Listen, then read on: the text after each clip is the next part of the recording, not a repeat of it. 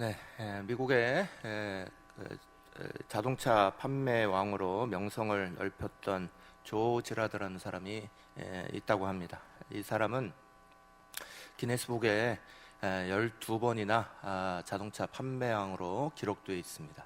그래서 12년 연속 미 전국의 자동차 판매왕이다 이렇게 해서 기네스북에 이름이 올라간 사람입니다. 그래서 자동차 세일즈에 있어서는 아주 전설적인 그런 사람이라고 합니다. 가난 집에 태어났고 술주정뱅이 아버지에게서 구타를 당하다가 고교를 중퇴하고 구두 닦기부터 시작해서 35 될 때까지 계속해서 3D 업종에만 그렇게 늘 전전하고 살았습니다. 그러다가 이 어려운 자기의 삶에서 자동차 판매라는 것을 이렇게 시작하게 됐는데 그것이 완전히 인생의 전환이 돼버립니다. 그가 자기 영업 비밀이라면서 이렇게 밝힌 내용에는 250이라는 숫자를 주목해라 이런 말이 있었습니다.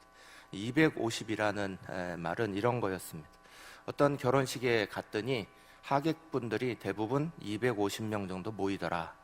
장례식에 갔더니 또 한 250명 정도 사람들이 모이더라. 그래서 희노애락의 자리에 가보니까 평범한 사람들도 대략 250명 정도의 인간관계는 형성하고 있더라.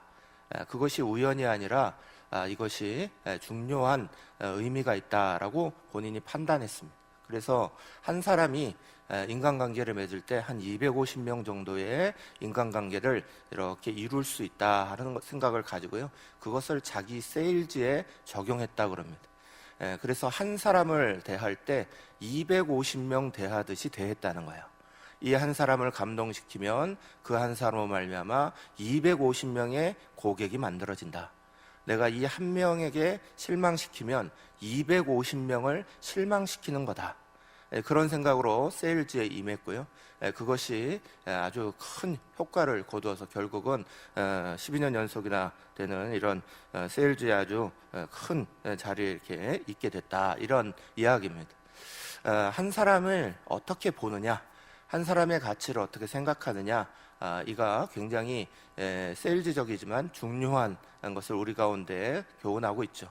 성경은 사실 이거보다 더 중요한 이야기를 우리 가운데 하고 있죠.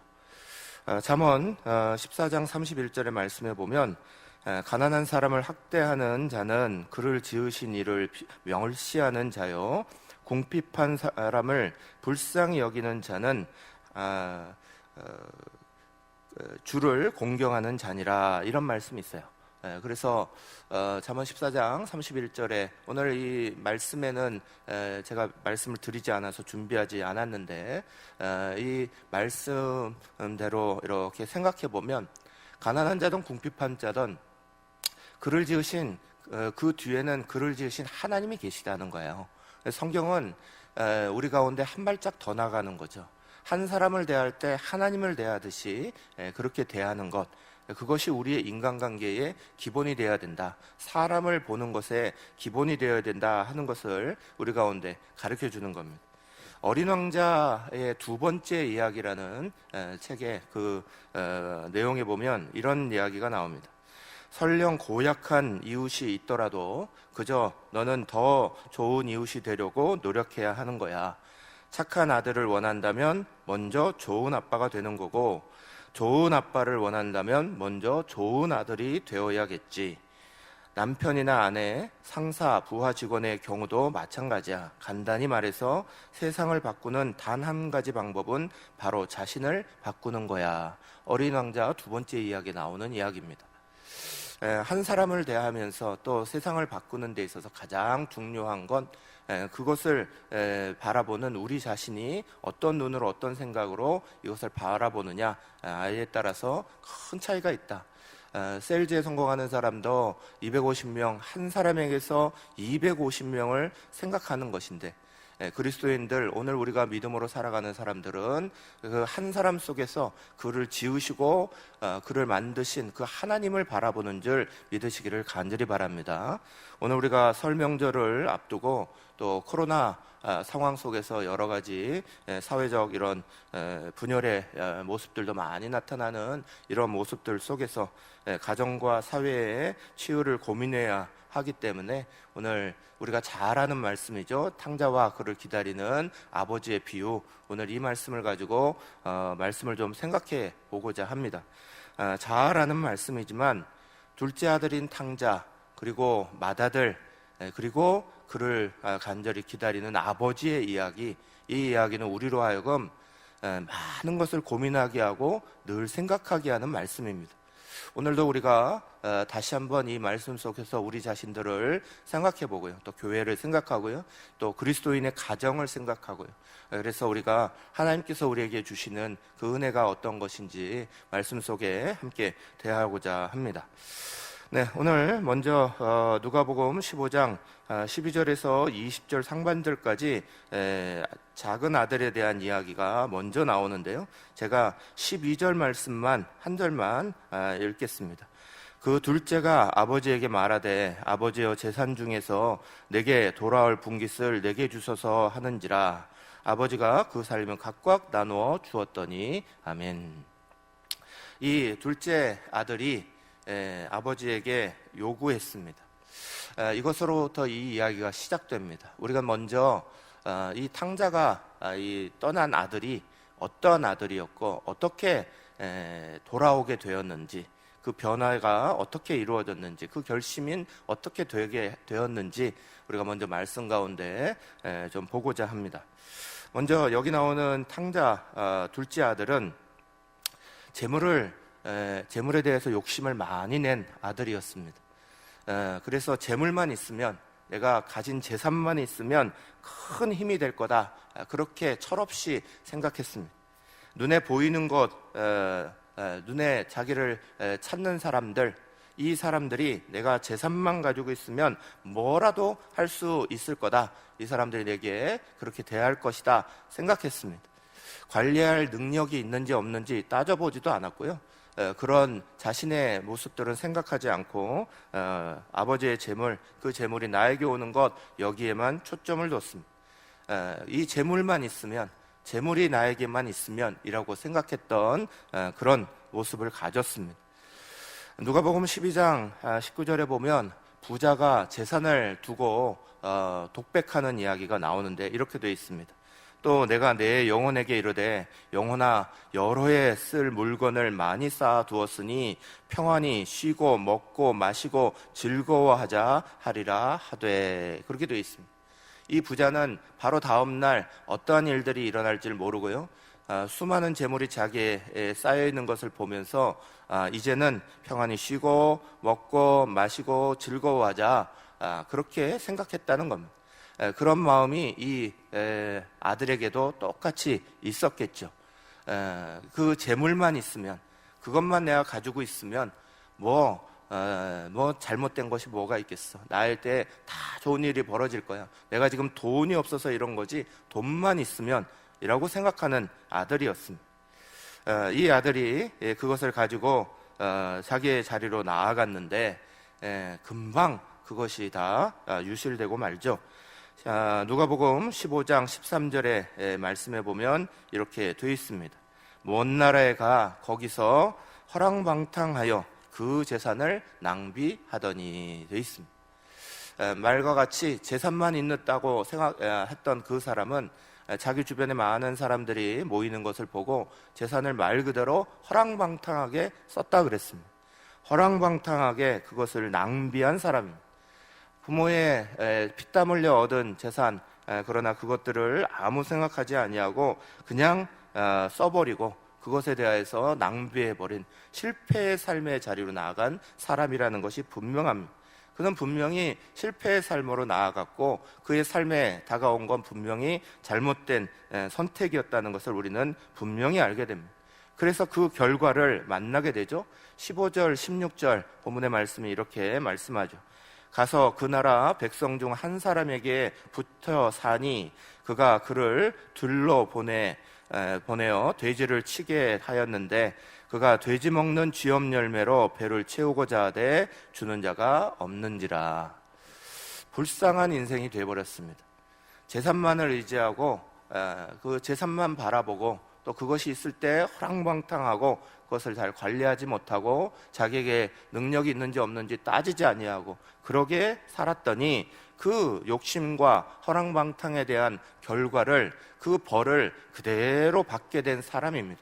그것을 그대로 받게 되었고 자기가 생각할 때에 정말 짐승같이도 못한 삶으로 떨어져 버린, 그래서 그 결과를 톡톡히 치르고 있는 사람이 이 탕자죠.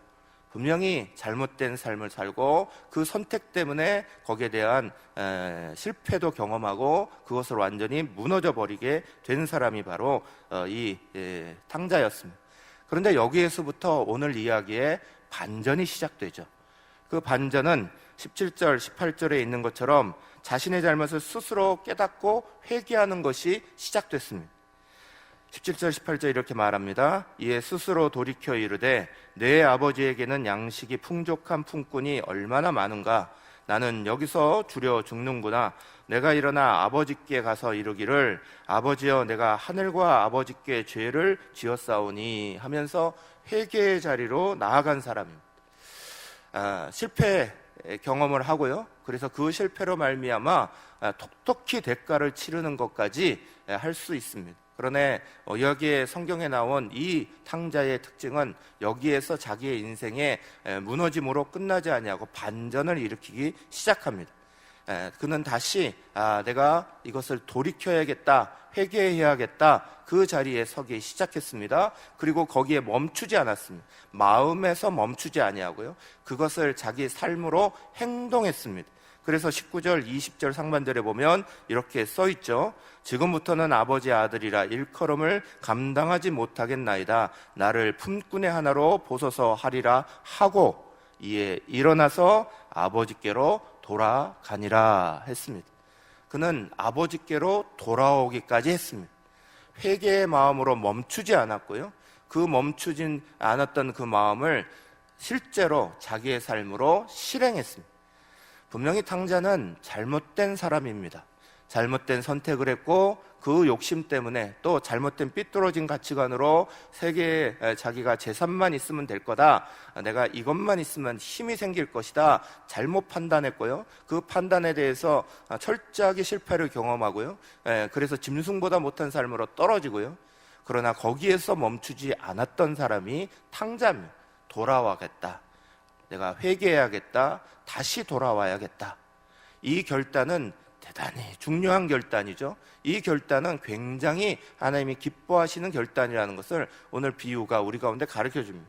그러면서 그렇게 돌아오는 이 아들을 아버지가 맞아주는 이야기가 이제 시작되죠. 누가복음 15장 20절 하반절부터 24절까지 제가 좀 길지만 다시 읽겠습니다.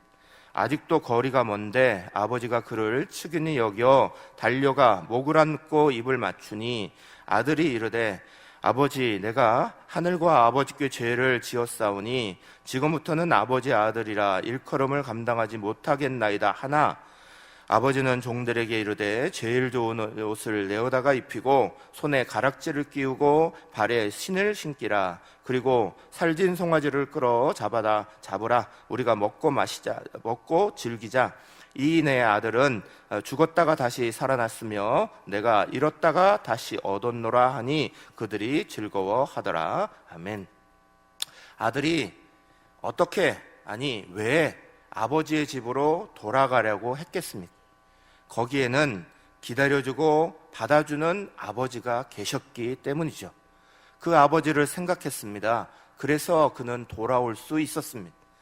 그 아버지의 집은 이가 돌아올 수 있도록 자기의 자리를 열어놓으시고요, 밖을 쳐다보고 계셨습니다. 그래서 이 아버지의 사랑이 이 아들을 받아주었습니다. 제가 예전 청년 사역을 이렇게 할 때요, 신천지 때문에 아들이 집을 나간 가정을 만난 적이 있습니다. 개척교회 목사님 자녀였습니다. 개척교회 하시면서 어렵게 아이를 잘 키우셔서 좋은 대학에 보내셨는데 그 대학이 신천지로 말미암아 쑥대밭이 됐습니다. 그때에 이 아들도 부모 곁을 떠나고요, 집을 뛰쳐나가고요, 그때부터 이 아버지는 교회도 힘들고 그러시면서 이 아들을 쫓아다니시면서 고생을 했습니다. 3년 넘게 아들이 집에 들어오지 않는데 그 아들에게 아들이 언제든지 들어올 수 있도록 이 목사님을 만났을 때 이분이 저에게 이런 이야기를 하셨습니다.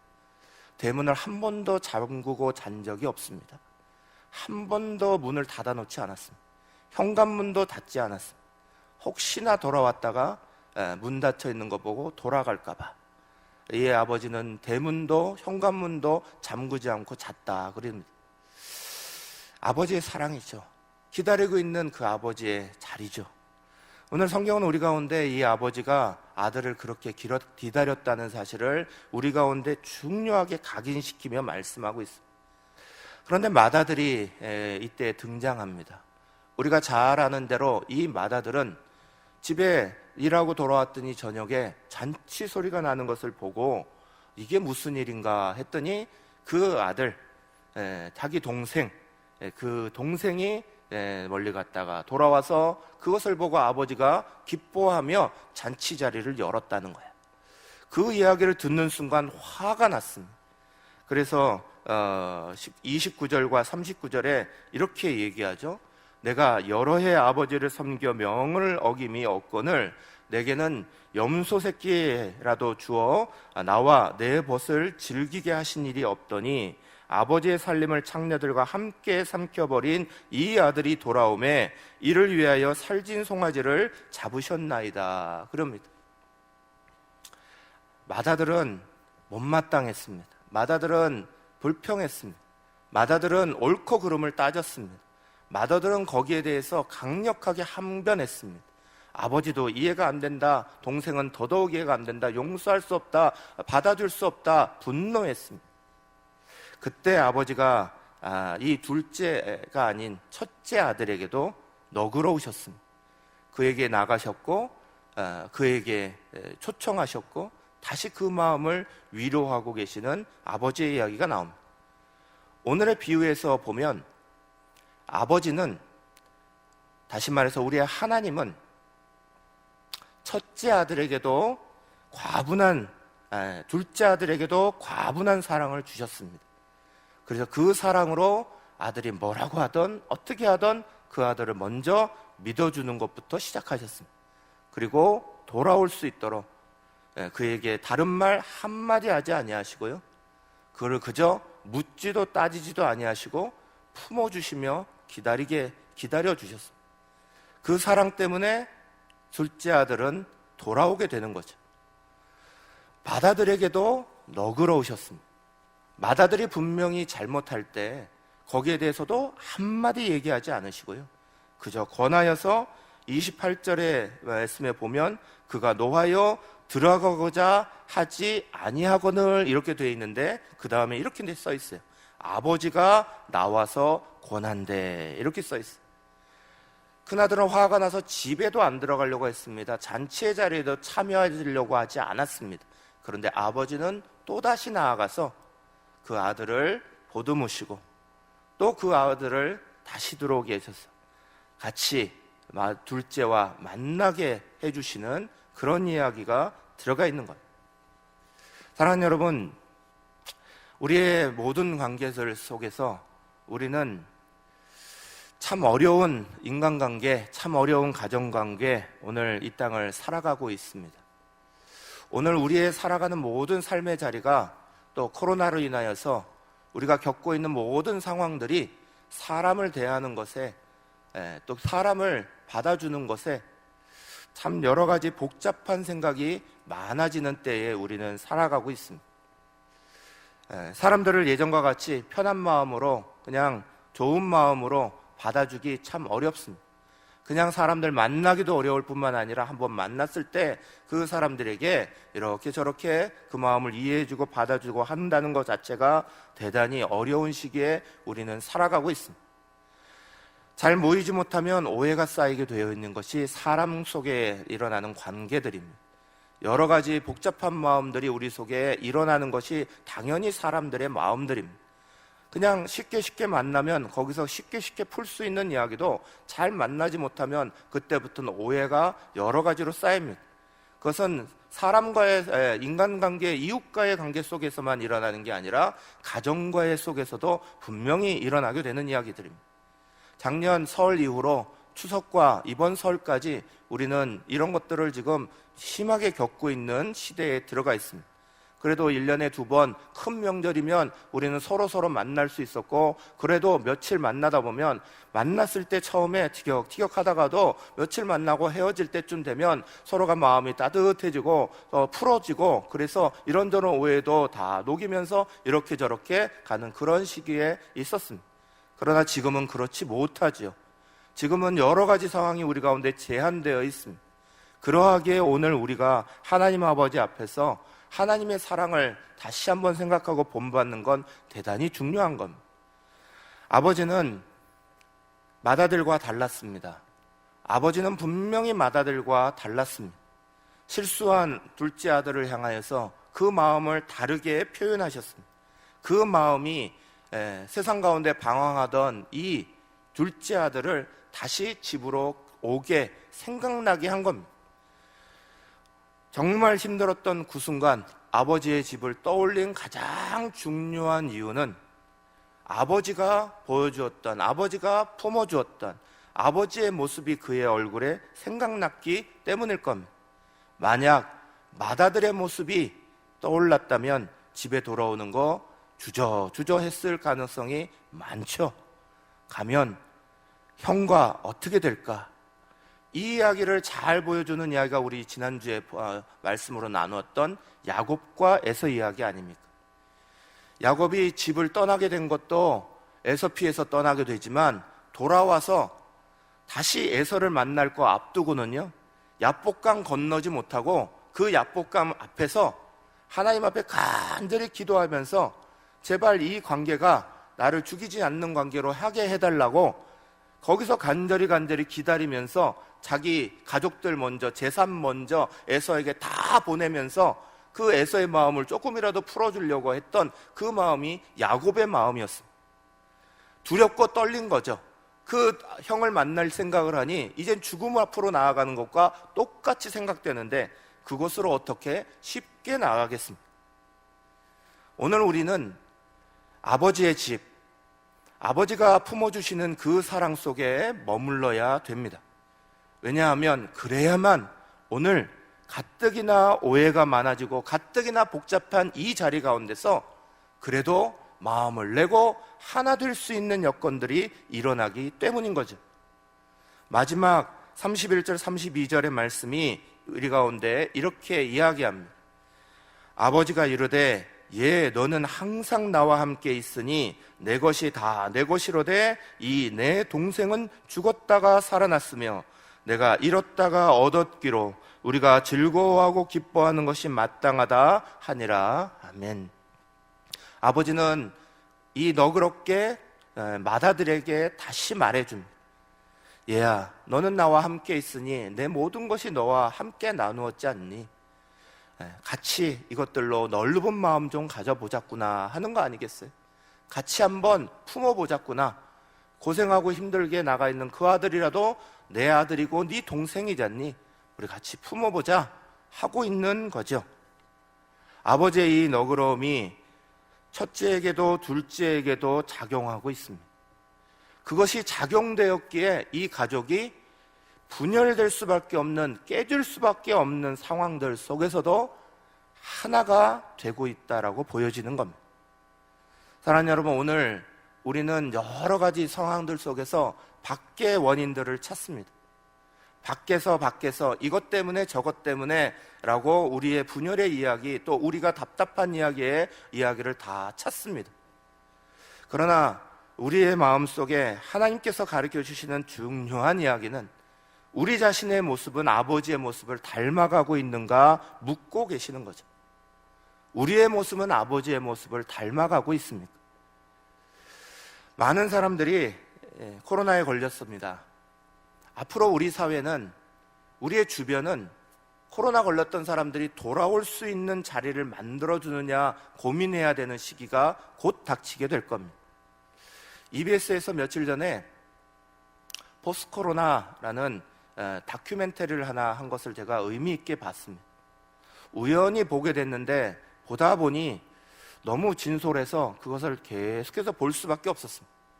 코로나로 인해서 고생하고 있는 수많은 사람들의 인터뷰가 계속 나왔습니다.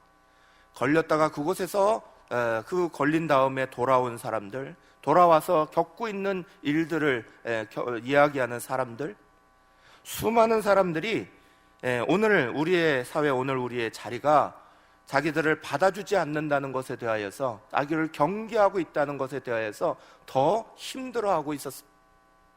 수많은 사람들이 오늘 우리의 자리 안에서 돌아와야 하는데 돌아올 자리를 얻지 못하고 있습니다. 코로나는 상황이 분명히 두렵고 걱정되는 상황인 것은 맞죠. 그러나 그 이후에도 우리는 살아가야 되는 거고요. 그 이후에도 화합과 하나됨을 가져야 되는 겁니다. 받아주지 못하는 사회, 받아주지 못하는 가정, 용서가 없는 세상, 생각만 해도 끔찍하지 않으십니까? 한 사람 한 사람이 내가 잘못을 하면 무엇 때문에 돌아오지 못하고 이것이 질타당할까 봐 걱정하는 사회, 이런 세상은 너무너무 끔찍한 세상이 되는 겁니다. 사랑하는 여러분, 오늘 우리가 명절 맞으면서 가정을 생각하고 사회를 생각하고 교회를 생각해야 되는 때입니다. 원래 명절은 더더욱이나 사람과 사람과의 관계를, 또 가정과 가정의, 가족들의 구성원의 관계를 생각하지 않으려 해도 생각할 수밖에 없는 그러한 때 아닙니까? 이러한 때에 오늘 우리의 주변, 우리의 펼쳐지고 있는 사회 속에서 우리는 과연 용서해 줄 수 있는가? 우리는 용서할 준비가 되어 있는가? 내가 용서할 준비가 되어 있다고 우리에게 말하지 않는 그 액션을 보여주고 있는가? 비언어적인 것을 우리는 열어주고 있는가? 우리 자신들과 함께 생각해 봐야 합니다. 코로나는 계속해서 아직도 1년여 동안 우리에게 남아있을 겁니다. 1년 안에 끝날지 안 끝날지도 사실 잘 모릅니다. 그렇게 여러분들이 요청하시고 저도 걱정하고 해서 또 교회는 이렇게 강단에다가 칸막이도 하나 더 만들었습니다. 지난 1년도 방역 잘 해왔고요. 여러분들이 다 최선 다해서도 잘했음에도 불구하고 그래도 또 걱정된다는 말들이 많으셔서 또 안에다가 다른 방역 하나, 실드 하나 더 쳤습니다.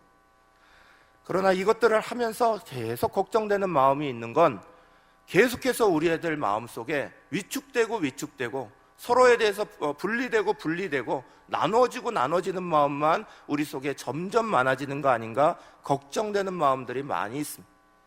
사랑하는 여러분, 코로나는 반드시 지나갈 겁니다. 이런 상황들은 반드시 끝나게 될 겁니다. 그러나 이거 끝나고 정말 중요한 치유의 시간들이 우리에게 기다리고 있는 겁니다. 용서의 시간들이 우리 속에 있어야 하는 거고요. 서로 간에 받아줄 수 있는 자리들이 우리 가운데 있어야 하지 않겠습니까? 물론 밀양 같은 상황 일어나면 안 되죠. 영화 밀양이라는 거 여러분 보셨는지 모르겠습니다. 제가 예전 플러에서 박사학위 준비한다고 이렇게 있을 때 한국 영화를 상영하더라고요. 그래서 깜짝 놀라서 그걸 이렇게 봤더니 밀양이었어요. 밀양이라는 영화에는 아주 중요한 이야기 하나가 나옵니다. 한 사람이 정말 어렵게 다른 사람을 용서하려고 마음을 열었는데 용서 받아야 될 그 사람이 자기 먼저 뻔뻔하게 용서를 구하는 게 아니라 나도 이미 하나님으로부터 용서받았습니다 하면서 그 사람과 아무렇지도 않은 관계처럼 말하는 것을 보고 이 주인공이 막 화를 내면서 이제 자기의 인생을 망치게 되는 이야기가 나오죠. 오늘 본문에도 분명히 나타나듯이 탕자는 분명히 회개해야 합니다. 탕자는 분명히 잘못했다고 말해야 합니다. 그러나 탕자가 그것을 말하느냐 말하지 않느냐가 아버지에게는 중요한 게 아니었습니다. 아버지는 받아줄 준비를 다 하고 계셨으니까요. 그가 그렇게 말하지 않아도 받아주었을 거고, 그렇게 말해도 받아줬을 겁니다. 단지 그가 그것을 말하고 돌아온 것이 더 기쁘고 즐거우셨겠죠. 아까도 말씀드렸지만 야곱과 에서 관계는 성경에서 아주 독특한 관계입니다. 쌍둥이 관계였습니다. 그들은 아주 어릴 때부터 경쟁 관계를 가졌습니다. 몇 초 먼저 태어났다고 에서가 형이 되었고 장자권을 함부로 했습니다. 그 장자권 팥죽에 팔아서 그가 얻은 이름이 에돔이라는 이름입니다. 그 에돔이라는 나라가 나중에 생겼습니다. 그 에돔이라는 나라는 형제, 그 쌍둥이였던 그 선민 이스라엘이 만들어진 야곱의 자손들이 만들어낸 12지파가 만들어낸 이스라엘을 가장 괴롭히는 나라 중에 하나가 됩니다. 계속해서 에돔은 야곱의 편이 아니라 야곱을 괴롭혔습니다.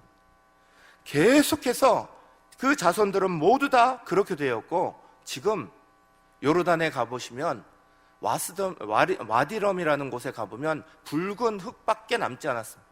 에서가 붉다라는 의미를 가지고 있고요. 그 에서의 나라는 이제 흔적을 사라져버린 그런 나라가 되어버리고 있습니다. 사랑하는 여러분, 성경은 우리 가운데 지극히 작은 자 하나에게 한 것을 주님께 한 것이다 라고 말씀하고요, 모든 사람에게 선을 행하되 믿음의 가정들에게 하라 라고 말씀하고 있고요, 갚을 것이 없는 사람들에게 베푼 것을 부활의 날에 갚아주시겠다 주님 말씀하고 계십니다. 오늘 우리의 마음 가운데 가족, 또 우리의 마음 가운데 이웃, 우리가 함께하고 있는 교회, 우리의 마음 가운데 넉넉한 마음을 가질 수 있고 준비할 수 있기를 저는 간절히 바랍니다. 2015년 6월 17일 끔찍한 사건이 일어났습니다. 미국 사우스 캐롤라이나, 거기는 주로 아프리카계 흑인들이 많이 사는 동네였습니다. 찰스턴이라는 동네에 임마누엘 감리교회라는 교시 있습니다. 거기에 수요일마다 성경 공부가 열렸고, 그 성경 공부는 핑크니 목사님이라는 아주 훌륭한 목사님이 인도하고 계셨습니다. 핑크니 목사님은 13살에 설교를 시작하신 분입니다. 18살에 목회자가 되셨고요, 23살에 미국 상원의원에 당선되셔서 상원의원을 하시면서 목회를 하고 계신 분이었습니다. 그분은 지역사회의 존중을 받았고 사랑을 받았고, 또 지역사회의 것을 다 대변하고 자기의 교회를 그렇게 섬기고 만들고 계셨습니다. 수요 예배 때 한 백인이 그 교회의 성경 공부 모임에 참여했습니다. 잘 공부를 배우고 있더니 마지막 순간, 끝나기 바로 직전에 갑자기 총을 꺼내 들고 그 자리에 모여있는 사람들을 죽였습니다. 핑크니 목사님을 비롯해서 9명의 사람이 그 자리에서 이유도 알 수 없이 죽임을 당했습니다. 그 사건이 너무너무 충격적인 사건이어서 세계에 다 특보가 되었습니다. 재판이 열렸을 때, 이 사람이 끌려갈 때, 이 백인 우월주의에 갇혀있던 21살밖에 안 되는 이 청년은 눈 하나 깜짝하지 않았고 인터뷰하는 사람들에게 웃음을 보였습니다. 재판상에도 하나도 회개하지 않는 모습으로 서 있는 그들을 향하여서 임마누엘 감리교회 이 9명의 유족들이 영상편지를 보냈는데, 그 영상편지는 하나같이 용서합니다였습니다. 내가 당신을 용서하겠습니다. 하나님이 하라 하셨으니 나도 당신을 용서하겠습니다 였습니다. 그들은 그 시련이 있는 바로 다음 주일도 여전히 교회로 모였습니다. 그리고 여전히 함께 찬양했고요, 여전히 함께 하나님 말씀을 들었고요, 여전히 하나님 앞에 감사 영광을 올렸습니다. 오바마 대통령이 이 비극적인 사건에 대해서 추모사를 보냈습니다. 추모사로 그 장례식장에 참여했습니다. 30분 넘게 추모사하고요, 그리고 나서 그들을 향하여서 이렇게 말했습니다. 선량함이라는 은혜를 발견한다면 모든 것이 가능합니다. 그 은혜를 통해 모든 것이 바뀔 수 있습니다 하면서 자신이 가장 좋아하는 찬송이라고 51초의 침묵의 시간을 이렇게 가지더니 어메이징 그레이스, 나 같은 죄인 살리신 그것을 불렀습니다. 그 자리에 함께 참석했던 6천 명과 그 영상을 보고 있던 수많은 세계의 사람들이 이 연설과 이 추도사와 이 어메이징 그레이스에 큰 감동을 받았습니다. 그것이 끝날 무렵에 오바마 대통령이 이렇게 말했습니다. 이번 주 내내 은혜를 생각했습니다. 사랑하는 이들을 잃은 가족들이 보여준 은혜에 대해, 핑크니 목사가 설교했던 은혜에 대해, 내가 가장 좋아하는 찬송가인 어메이징 그레이스에 묘사된 은혜에 대해 생각했습니다. 사랑하는 여러분, 오늘 우리는 여러 가지 상황 속에서 가족들을 받아주지 못할 이유가 있는지도 모릅니다. 여러 가지 상황들 때문에 갈라져 있고 분열되어 있는 모습이 우리 속에 있는지 모릅니다. 여러 가지 상황들 속에 우리는 배척해야 될 이유가 우리 속에 있는지 모릅니다. 그럼에도 불구하고 우리는 하나님 아버지의 사랑으로 살아가는 사람들이어야 합니다. 교회는 또 그리스도인의 가정은 맏아들의 집이 아니라 아버지의 집입니다. 사랑하는 여러분, 저와 여러분이 함께 준비하셨으면 좋겠습니다. 우리의 마음이 아버지의 사랑이 가득 들어올 수 있도록 그분의 사랑에 우리도 젖어들었으면 좋겠습니다. 하나님의 은혜가 저와 여러분 모두에게, 또 여러분의 가정에 함께 하시기를 다시 한번 간절히 축복합니다.